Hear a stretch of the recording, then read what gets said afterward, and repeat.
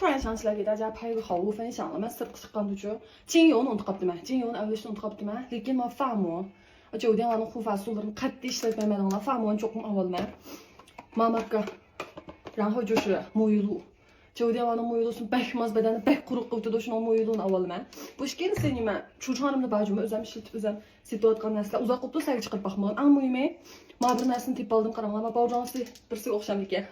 Demisam tushunadi. 冰缓霜deydi buning. 冰沙霜deydi. Men tutsanglarchi bir xil muzdek morozindagilar kan tadı ciddi.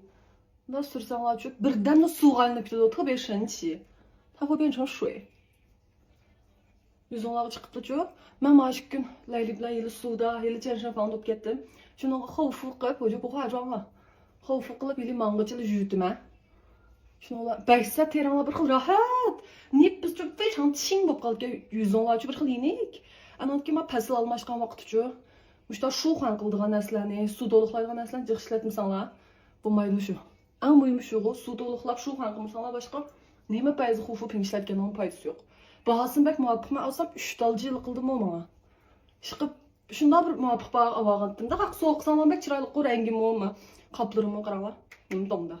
Şuna bunu sizlər ispirə edib oylaşdım. Qalğan, mən adətdə şıqıb bazı bir ələk çıxsam, özəm işlətdiğən, həm situatqan nəslərindən əpmağdığan buldum. Çünki cıqlar soraydı əməsmə vloglarımda. Şununla kerekli nəsrələr bolsa, situasiyalar buldum. Mən təsk isib qoydum, bək muvafiq qızlar. Çoxum əpsinə peyxinlər. Soğuqsanlar buldu deyəm, ya, du kayı soncumu.